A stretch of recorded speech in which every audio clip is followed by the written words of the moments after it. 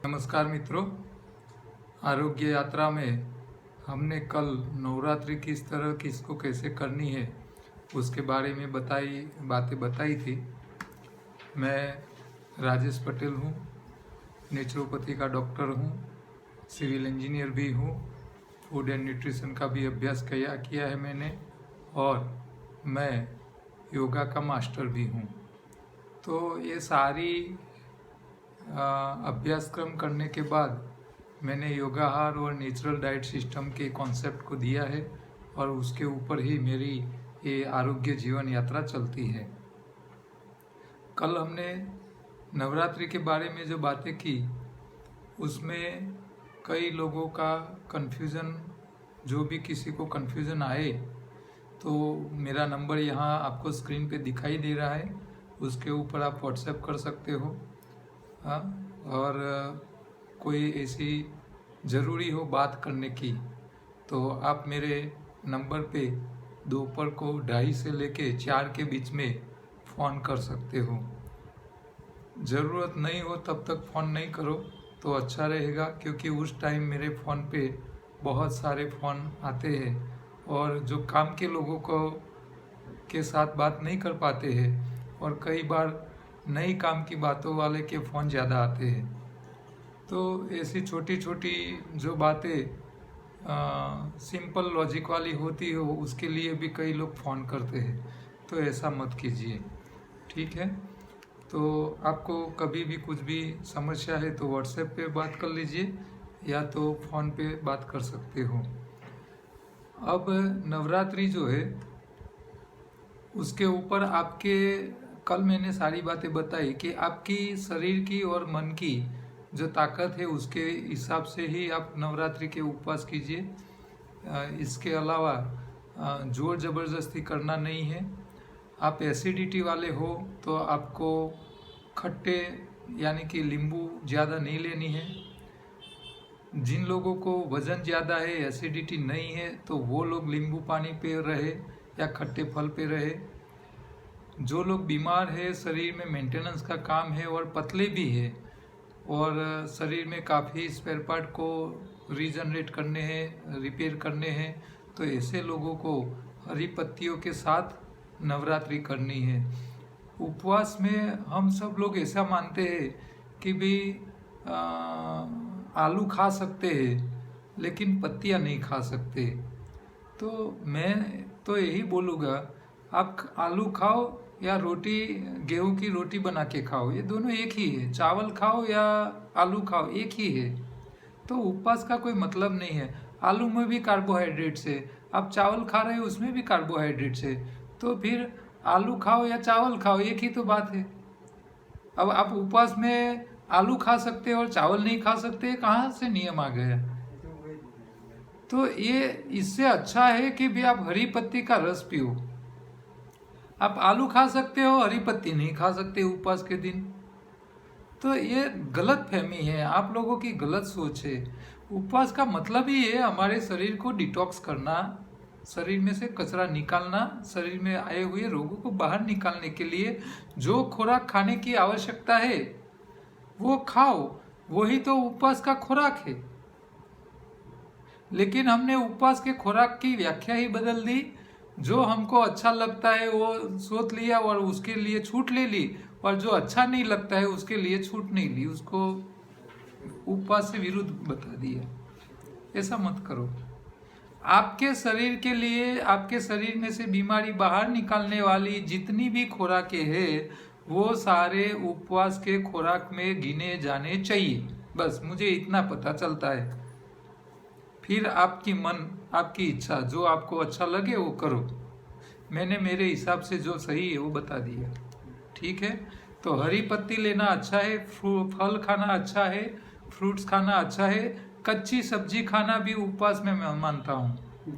अनाज को छोड़ दो, वजन बढ़ाने वाली और डेयरी प्रोडक्ट को भी मैं उपवास से वर्जित मानता हूँ। डेयरी प्रोडक्ट आपके शरीर में कफ पित्त वायु बढ़ाने का काम करता हो। जो खुराक शरीर में समस्याएं पैदा करता हो वो खुराक उपवास के लिए अच्छा कहाँ से हो गया?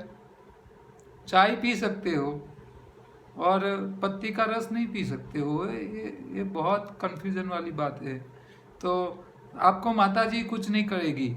और मान लो आपके हाथ से ऐसा उपवास में कुछ गलत हो गया है और आपको पाप लगता है, तो वो सारा पाप मेरे नाम से ट्रांसफ़र करवा लेना, मैं ले लूँगा मेरे नाम पे, ठीक है। लेकिन आप उपवास अच्छी तरह करो, आपके शरीर की सेहत अच्छी बने और शरीर में से बीमारी बाहर निकले, इसी तरह का ही खाना पीना रखो, ठीक है। अब 2-3 दिन से हम बातें अलग अलग करते हैं, प्रश्नोत्तरी कम आ रही है, तो मैं आज प्रश्न ज़्यादा लेके दूसरी बातें कम करेंगे। एक भाई है हमारे साधक है, गांधीनगर में होंडाई मोटर्स के वहाँ सेल्स मैनेजर है। उन्होंने मुझे एक सवाल भी पूछा है और मार्गदर्शन भी मांगा है उन्होंने कि राजेश भाई सर नमस्कार, सबसे पहले आपका आभारी हूँ। मैं आप इतने अच्छे वीडियो बनाकर समाज को जागरूक कर रहे हो और समाज को स्वस्थ कर रहे हो। आप योगा टीचर हो, तो आपसे मेरे थोड़े कुछ प्रश्न हैं। प्राणायाम का शरीर और मन पर प्रभाव क्या पड़ता है? दूसरा है मुख्य प्राणायाम जो रोगी और निरोगी सबको करनी चाहिए, उसके बारे में बताइए। और तीसरा, क्या प्राणायाम योग करने से रोग मिटते हैं? तो ये 3 उनकी प्रश्न है। तो इसमें आगे लिखा है उन्होंने, सर एक विनंती है कि आप एक वीडियो प्राणायाम पर बनाए जिससे हम जान सके कि कौन कौन से प्राणायाम करें, कब करें, कितनी समय मर्यादा में करें। 30 मिनट करना है, आधा घंटा करना है या 1 घंटा करना है, और इसके फायदे क्या होते हैं। तो आज प्रश्न के हिसाब से हम प्राणायाम के ऊपर बातें करेंगे। पहले तो प्राणायाम की व्याख्या समझना जरूरी है।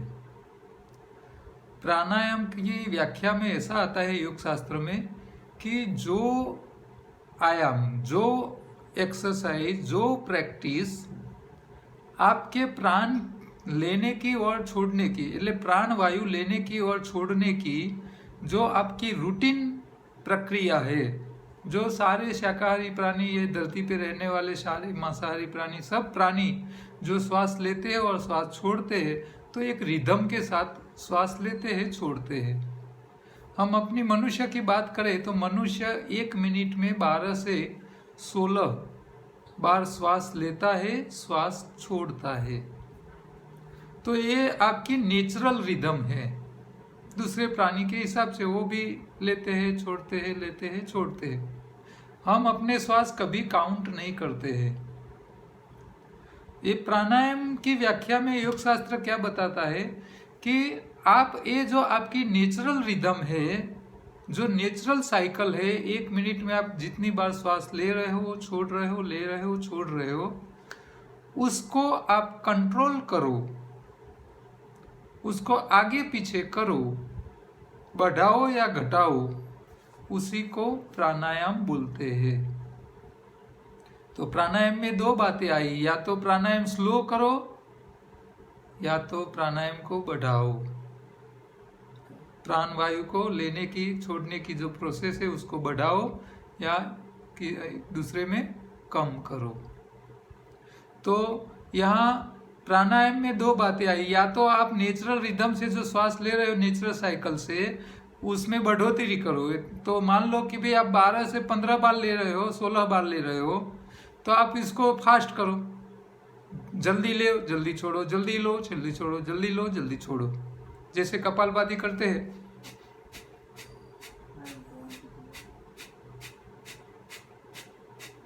क्या हो रहा है, आप नॉर्मल में 12-15 बार छोड़ रहे हो और यहाँ 1 मिनट में आप 60 से लेके 100 तक लेके छोड़ रहे हो, लेके छोड़ रहे हो, लेके छोड़ रहे हो, फास्ट कर रहे हो।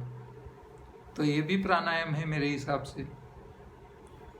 अब ये प्राणायाम क्या फायदा करता है? अच्छा, आप स्लो करो, ध्यान यहाँ रखो, आंख बंद करो, धीरे धीरे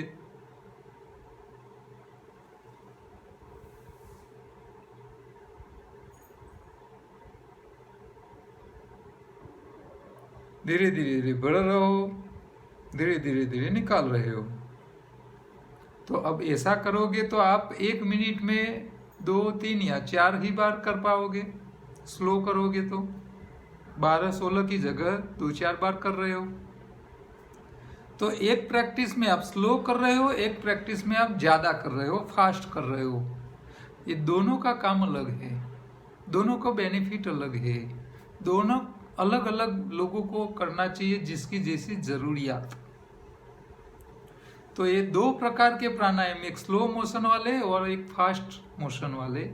नॉर्मल हमारी जो नेचुरल साइकिल्स है इससे ज़्यादा, इससे कम।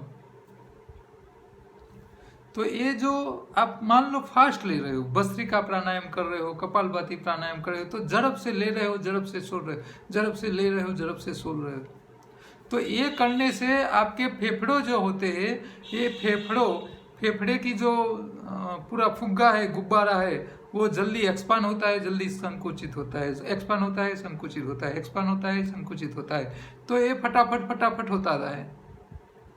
अब ये फास्ट होता है तो ज़्यादा ऑक्सीजन आता है, कार्बन डाइऑक्साइड निकलता है, आता है निकलता है, आता है निकलता है। तो आप जो रूटीन श्वासोश्वास कर रहे हो नॉर्मल कंडीशन में, इससे इसके हिसाब से 10 गुना ज़्यादा ऑक्सीजन आपके फेफड़ों में जाता है। तो आप ज़्यादा ऑक्सीजन फेफड़ों को दे रहे हो और ज़्यादा ऑक्सीजन आएगा तो ज़्यादा ऑक्सीजन आपके खून में जाएगा, आपका जो हीमोग्लोबिन है वो उसको एब्सॉर्ब करेगा। आपका जो फेफड़े है वहाँ खून का अविरत प्रवाह चलता रहता है, फेफड़ों के सेल में आता है, वहाँ से जैसे अब मंदिर में लंबी भीड़ लगी है और लंबी लाइन लगी है। अब ज़्यादा लंबी लाइन हो जाती है तो मंदिर वाले मैनेजमेंट वाले क्या करते हैं, वहाँ 2 सिक्योरिटी वाले को खड़े कर देते हैं और बोलते हैं चलो फटाफट दर्शन करो, निकलो, फटाफट निकलो।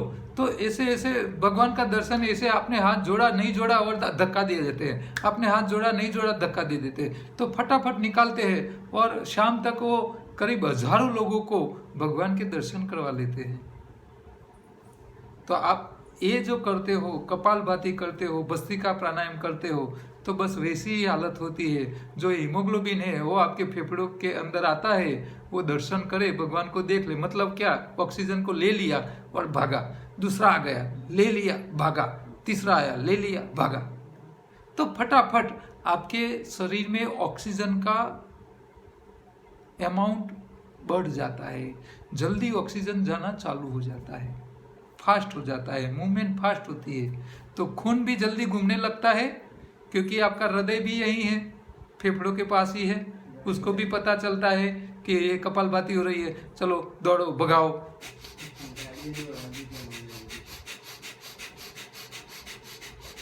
तो आपका हार्ट भी बीट रेट बढ़ जाता है, उसका फटाफट लेता है, फटाफट छोड़ने लगता है। तो मोशन फास्ट होती है, ब्लड सर्कुलेशन फास्ट होता है और हीमोग्लोबिन ज़्यादा आते हैं आपके फेफड़ों में, ज़्यादा ऑक्सीजन को लेके अंदर भागने लगते हैं और जहाँ आपके बॉडी में जहाँ जहाँ ज़रूरत है वहाँ पहुँचाने का काम करते हैं। अब हमारे शरीर में हर सेल, एक एक सेल, हाँ, छोटा से छोटा, आप नरी आंख से देख नहीं सकते हो ऐसे छोटे सेल को जिंदा रहने के लिए हमारी खून जो रुधिराभिसरण तंत्र है, जो ब्लड सर्कुलेशन तंत्र है, सिस्टम है, वो हमारे एक एक सेल तक खून को पहुंचाता है और वो खून हर रोज उसको मिलता रहता है। हीमोग्लोबिन वहां पहुंचता है, ऑक्सीजन पहुंचाता है, तभी वो जिंदा रहता है, वो खुद श्वसन करता है। आप ऐसा मत मानो कि आप यहाँ से श्वास लेते हो और आपके फेफड़े में श्वास ले रहे तो बस इतना ही श्वसन में जा रहा है, इतना ही बॉडी श्वसन कर रही है, ऐसा नहीं है। आपकी ये जो स्किन है, स्किन का एक सेल है, आप यहाँ से जो ऑक्सीजन ले रहे हो वो आपके स्किन के एक सेल तक जाता है ऑक्सीजन, वो खुद श्वसन करता है और वो खुद श्वसन करता है, ऑक्सीजन लेता है, तभी जिंदा रह पाता है, नहीं तो वो डेड हो जाता है। एक एक सेल तक ऑक्सीजन पहुंचता है और तभी वो जिंदा है, ऐसा मत सोचो। हाँ, ये मान लो कि भी आपकी कढ़ाई में यहाँ से खून आ रहा है और यहाँ जोर से पट्टी बांध दो, पूरी ताकत से बांध दो, क्या होगा, आपका हाथ काला पड़ना चालू हो जाएगा। क्यों? ऑक्सीजन नहीं मिल रहा है तो यहाँ वो सारा डेड होना चालू हो जाएगा।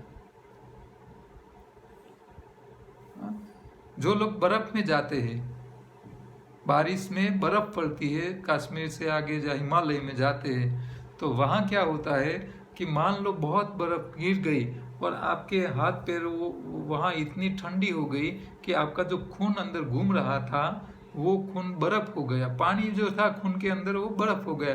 65 से लेके 80% तक हमारे खून में पानी होता है।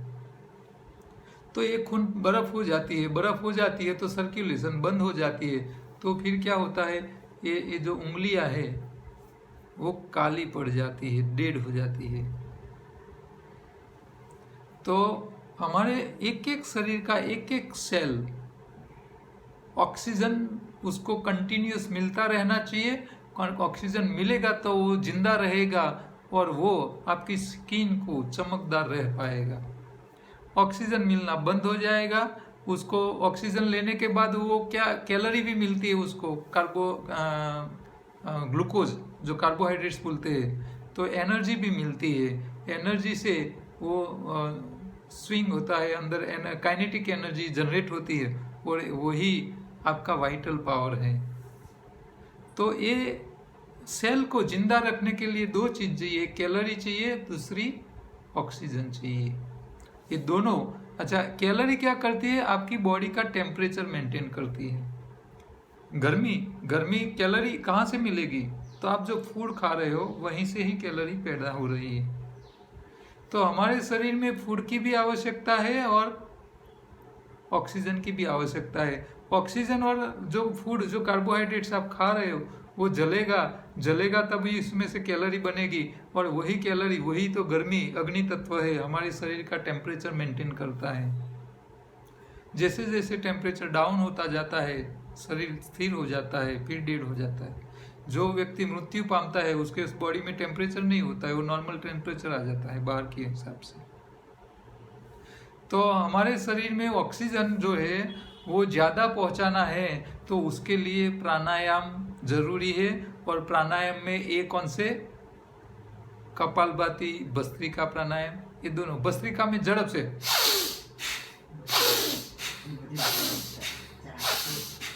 ये भस्त्रिका है। कपालभाति में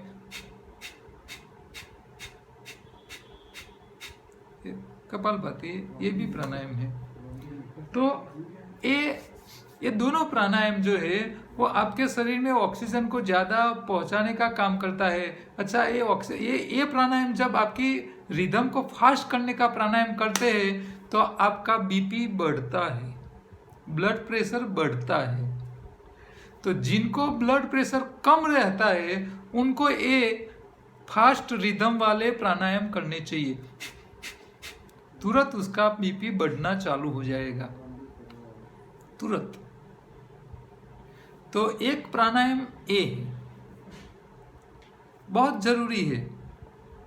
शरीर को सिर्फ सच्चा खुराक अकेला नहीं चाहिए। हमारे शरीर 5 हिस्सों में बांटा हुआ है, 5। एक अन्नमय है, दूसरा प्राणमय है, तीसरा मनोमय है, चौथा है विज्ञानमय और 5वां है कारणमय। ये 5 ज्वाइंट होके हमारा शरीर जिंदा रहता है। वो सबका कोऑर्डिनेशन है।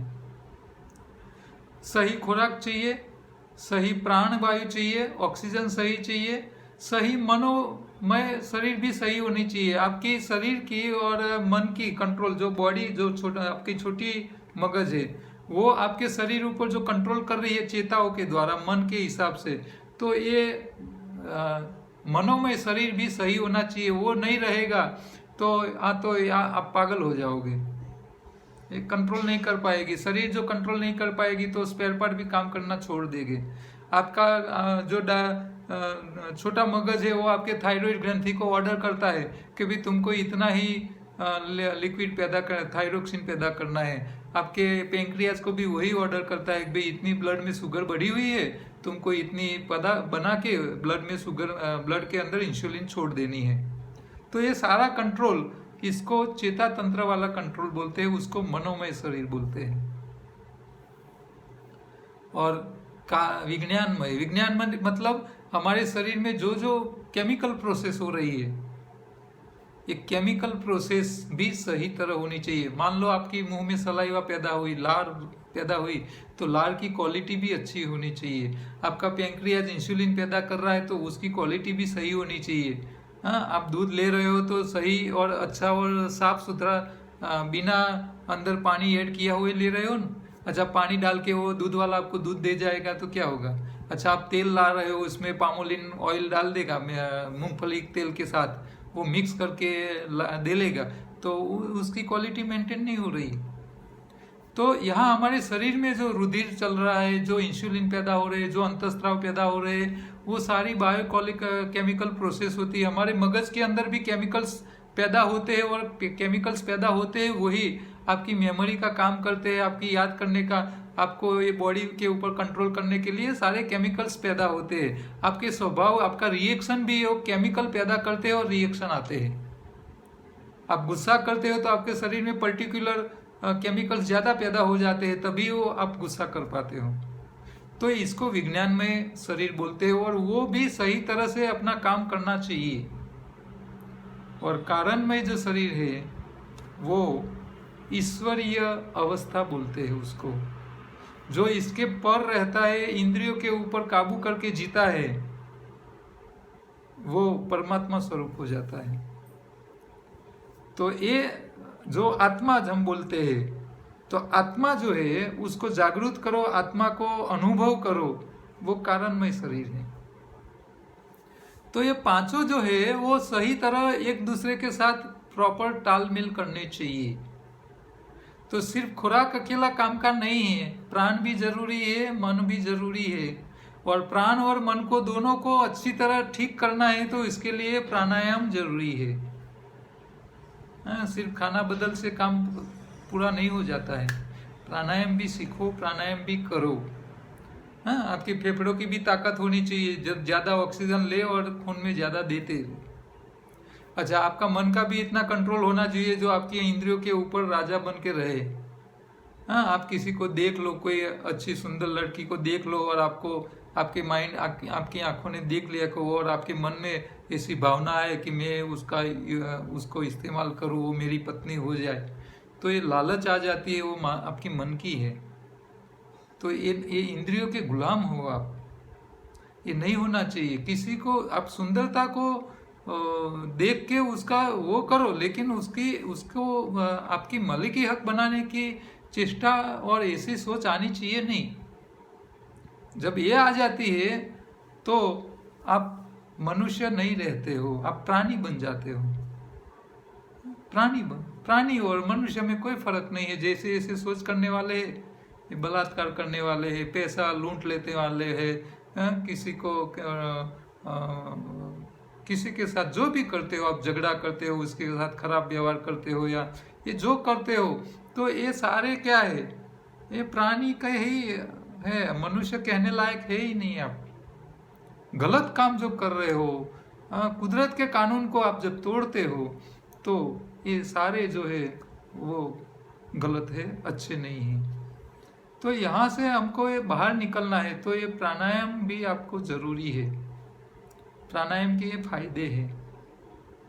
तो आप जब स्लो मोशन में श्वास लेते हो धीरे धीरे, इसमें अनुलोम विलोम प्राणायाम बढ़िया है।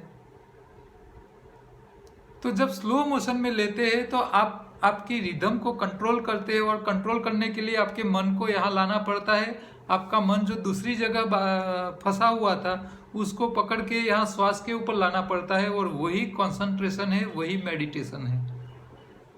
हाँ, हम छोटी छोटी बातों में बोलते हैं ना, बच्चा साइकिल चलाता है तो बोलते हैं ध्यान रखना। तो ये ध्यान रखना आई कहाँ से बात, यही तो ध्यान है। जो काम में आप इन्वॉल्व हो जाओ, इसके अंदर डूब जाओ, वही काम में ही आपका ध्यान हो जाए। आसपास में कुछ हो रहा है वो पता नहीं चले आपको, वही मेडिटेशन है, वही ध्यान है। ध्यान की व्याख्या ही लोगों ने गलत गलत कर दी है।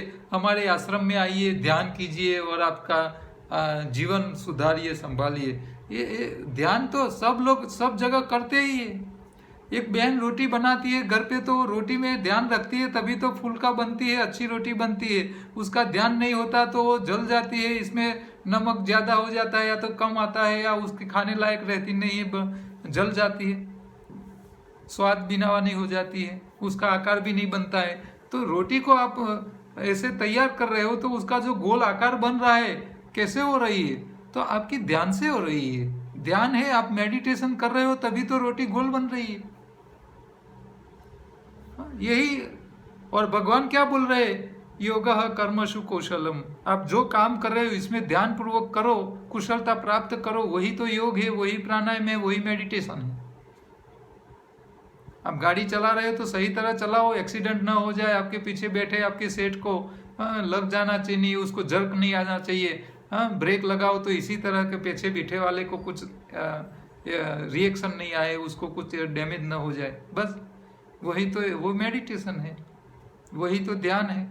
हर व्यक्ति कुछ न कुछ जो काम करता है उसमें ध्यान रखता है, मेडिटेशन यही है। मेडिटेशन कहीं सीखने जाने की जरूरत नहीं है, आपकी इंद्रियों पे काबू रखो, बस वही ध्यान है। और उसके लिए प्राणायाम बहुत बढ़िया तरीका है, काम करता है। आप धीरे, अच्छा अनुलोम विलोम प्राणायाम नहीं कर सको तो कोई बात नहीं है, सीधा सिंपल सा दोनों नाक से श्वास धीरे धीरे भरो, हो सके तो होल्ड करो, भर के रखो, धीरे धीरे बाहर निकालो, बाहर निकालने के बाद भी थोड़ा होल्ड करो, हो सके इतना, फिर दोबारा भरो। तो वो भी आपकी मेडिटेशन प्रैक्टिस बढ़ाएगा, आपके हर काम में आपको कंसंट्रेशन पावर बढ़ाएगा। जो बच्चे पढ़ाई में वीक है वो, या दूसरे जो गर्म स्वभाव वाले हैं, या दूसरे जो भी समस्या आपके शरीर में, शरीर की समस्या हो, मन की समस्या हो, या अभ्यास की समस्या हो, या पैसे की समस्या हो, जो भी समस्या है, सबके पीछे आपको एक ही काम करना है, आपको अच्छी तरह करना है। तो मेडिटेशन सीख लेना है और आपके मन को कंट्रोल करना सीख लेना है। आपकी इंद्रियों के ऊपर वो राजा होके जीना चाहिए, बस। और वही काम करने के लिए आपको आपके श्वास के ऊपर कंट्रोल करना है। धीरे धीरे श्वास भरो, धीरे धीरे छोड़ो।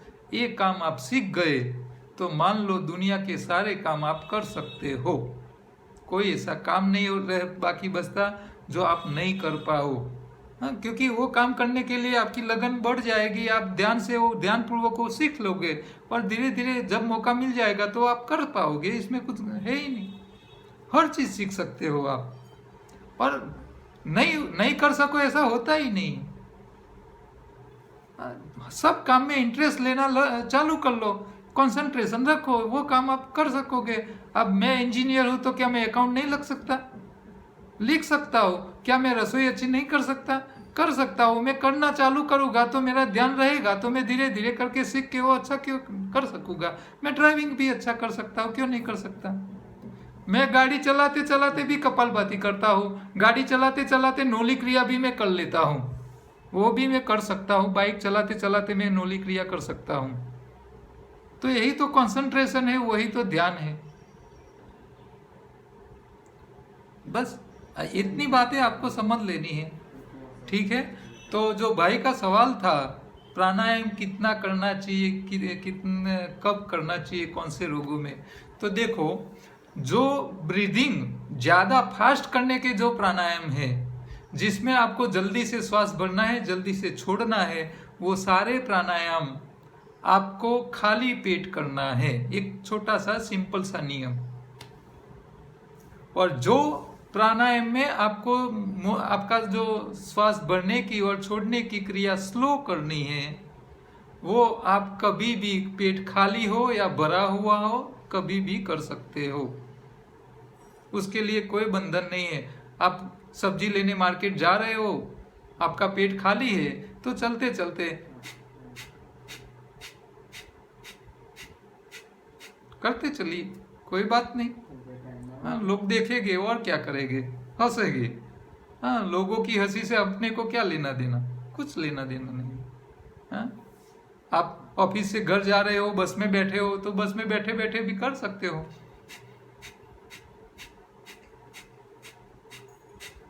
क्यों नहीं कर सकते? और मान लो कोई पूछ ले भैया क्या हुआ, तो बोल देना कभी टाइम सुबह में उठ के नहीं मिलता है प्राणायाम करने का, तो अभी घर जा रहा हूँ, रास्ते में अभी मेरा आधा घंटा है, बस का ड्राइव है, मैं कर लूँगा, मेरा काम हो जाएगा। तो आप घर ऑफिस से घर पहुंचोगे तो रास्ते में देखते देखते सब लोगों को और कपालभाति करते करते घर पहुंच जाओगे। सुबह में टाइम नहीं है तो क्या हुआ? लोगों की यही तो फरियाद रहती है, साहब प्राणायाम करने का टाइम नहीं है। टाइम निकालो, सोच बनाओ कि भी मुझे ये काम करना है, तो आप कर पाओगे, निकाल पाओगे टाइम। बरोबर है। तो ये भाई का जो सवाल था, इसमें कौन से रोगों में फायदा होता है, ये भी उन्होंने पूछा है। तो हमने देखा है कि मान लो किसी को कैंसर हो गया है और वो कपालभाति 1-1 घंटा हर रोज का करे, 1 घंटा कपालभाति, मान लो एक साथ कंटिन्यूस नहीं हो सके भाई, सुबह 6 बजे उठ गया और 7 बजे तक कंटिन्यूस बिना रुके नहीं कर सकता, लेकिन 15 मिनट करे, फिर आराम करे, अनुलोम विलोम प्राणायाम करे, 2 बार 15 मिनट करे, ऐसा करते करते 4 बार करे तो 1 घंटा हो जाएगा। तो 1-1 घंटा टोटल 24 घंटे में कपालभाति करने वालों ने अपनी कैंसर की बीमारी भी ठीक की कर ली है, कर सकते हैं। तो आपके शरीर में जो भी समस्या है, हाँ बीपी वाले जो है उसको अनुलोम विलोम प्राणायाम ज्यादा करना है, कपालभाति कम करना है। क्यों? क्योंकि वो जैसे कपालभाति करेगा तो इसका बीपी बढ़ जाएगा, तो उसको चक्कर आना और हेडेक चालू हो सकता है। तो वो क्या करे, पहले हमारे उनके शरीर में जो खून में जो कोलेस्ट्रॉल है, ब्लॉकेज है, खून जो थिक हो गया है, उसको पतला करने के लिए थोड़े दिन पहले कच्चा और खट्टे फल खाना चालू करे, थोड़ा वजन कम करे, फिर वो कपालभाति करे। अपना खून पतला होना चाहिए, अपने खून में कोलेस्ट्रॉल कम होना चाहिए, तो ये सारा कम हो जाएगा। फिर तो 1 हफ्ता आप कच्चे पे रहो, फिर आप कपालभाति करो, फिर आपको हेडेक होगा ही नहीं, बीपी बढ़ेगा ही नहीं। तो ये थोड़ी ध्यान रखनी है, छोटी सी बातें हैं, उसका ध्यान रखना है बस। कि भी बीपी वाले हैं तो पहले बॉडी क्लींजिंग करे, थोड़ा बॉडी डिटॉक्स करे, खून को साफ कर ले, हफ्ता कच्चा खाना खा ले, पकाया छोड़ दे, चर्बी वाला खुराक बंद कर ले, तो 1 ही हफ्ते में बीपी नॉर्मल हो जाएगा। फिर वो कर सकता है कपालभाति, उसमें कोई दिक्कत नहीं आएगी। तो ये इतनी छोटी सी बातें का थोड़ा ध्यान रखना है। अच्छा, जो प्रेग्नेंट लेडी है वो लोग नहीं करे, जिन्होंने ऑपरेशन किया है, शरीर के ऊपर काप कुपी करके रखी है पेट के ऊपर, तो वो कपालभाति नहीं करे, क्योंकि वो जो ऑपरेशन किया है, चमड़ी को काटा है, वो जब तक पूरी सेट ना हो जाए, 2-3 महीना उसको थोड़ा ध्यान रखना है। एक बार सेट हो जाए, रीजनरेट हो जाए, जॉइंट कंप्लीट हो जाए, फिर वो धीरे धीरे करना चालू करे, कोई दिक्कत नहीं आएगी। तो आपको शरीर को अच्छी तरह रिपेयर करना है तो प्राणायाम के साथ आपका फूड भी इतना ही जरूरी है। आप हरी पत्ती खाइए, प्राणायाम में फायदा मिलेगा, इसके साथ साथ हरी पत्ती भी आपको जल्दी रिपेयर करके दे देगी बिना प्राणायाम से। प्राणायाम करके ठीक हो सकते हो, लेकिन आप हरी पत्ती भी खाओ और साथ में प्राणायाम करो, आपको और डबल रिजल्ट मिलेगा, डबल रिजल्ट मिलेगा। अकेले प्राणायाम से जितना टाइम जाएगा बीमारी को ठीक करने में, उससे हरी पत्ती खाना चालू करो कच्ची, बिना उबाली हुई, और साथ में प्राणायाम करो, तो आप जल्दी ठीक हो पा सकते हो और जल्दी रिजल्ट मिलेगा। तो ये प्राणायाम के बारे में जिन्होंने बात की थी, प्रश्न पूछा था, उसके ऊपर आप सीखिए, सब प्राणायाम सीखिए। कपालभाति, भस्त्रिका है, ओमकार है, अनुलोम विलोम प्राणायाम है, भ्रामरी प्राणायाम है, उज्जयी है, तो ये सारे प्राणायाम करना है। सुबह सुबह में रामदेव बाबा हमारे घर आते ही आस्था चैनल चालू करके बैठ जाओ, सारे प्राणायाम मिल जाएंगे। तो सब करो, सब सीखो, सब में कुछ न कुछ फायदा ही है। उज्जयी भी आती है, गले में जिनको थायराइड है उसके लिए उज्जयी प्राणायाम है। भ्रामरी प्राणायाम में हम क्या करते हैं, ओमकार प्राणायाम में क्या करते हैं, श्वास बाहर छोड़ते हैं, गुंजन करते हैं भ्रमर की तरह, श्वास बाहर निकालते हैं और गले में से आवाज निकालते हैं। भ्रामरी प्राणायाम में श्वास को अंदर लेना है और गले को पकड़ना है और श्वास अंदर लेना है, इसी तरह। तो ये सारे प्राणायाम सीख लो। एक थायराइड वालों के लिए भी अच्छा है, वो हरी पत्ती खाए और साथ में ये प्राणायाम करे तो उसको और जल्दी मिल जाएगा रिजल्ट। ठीक है, तो आज ये प्राणायाम के बारे में आपसे बातें की है। दूसरे प्रश्न भी काफ़ी बहुत आ चुके हैं, लेकिन जो काम वाले प्रश्न होते हैं वो मैं जरा लेता रहूँगा।